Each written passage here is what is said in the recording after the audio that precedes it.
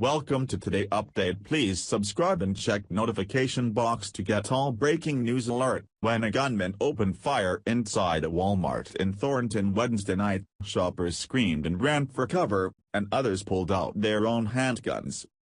But those who drew weapons during the shootings ultimately delayed the investigation as authorities pored over surveillance videotape trying to identify the assailant who killed 3 people. Police said Thursday. The Fobb family: Angelique 13, Jason Fobb, Destiny 9, Marlena Fobb.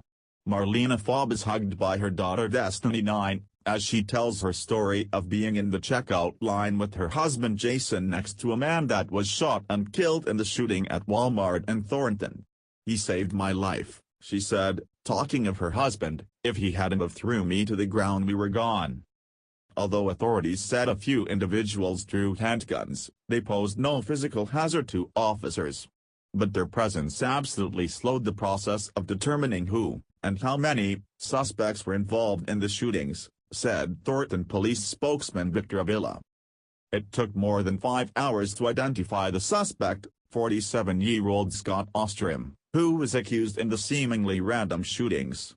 The problem for investigators came when they reviewed the surveillance footage and had to follow each individual with a firearm until they could eliminate them as a suspect.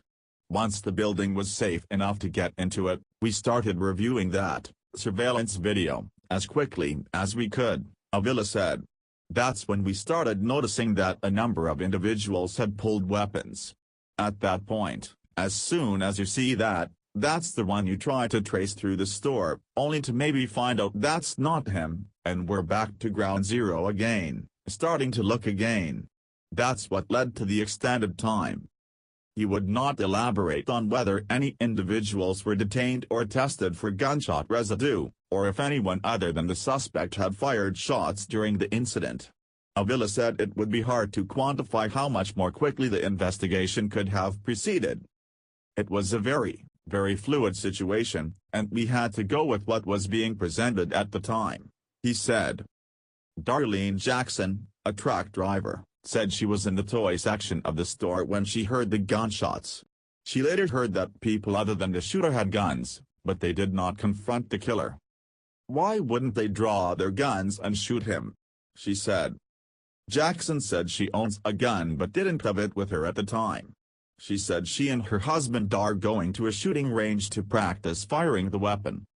"The presence of armed civilians at a crime scene can potentially be either a help or a hindrance to police," said Joseph Polini, professor and deputy chair of the Law and Police Science Department at the John Jay College of Criminal Justice in New York.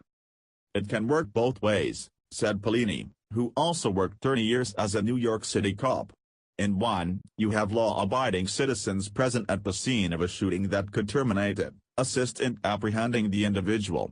But generally, as a rule, you turn to the police for that aspect.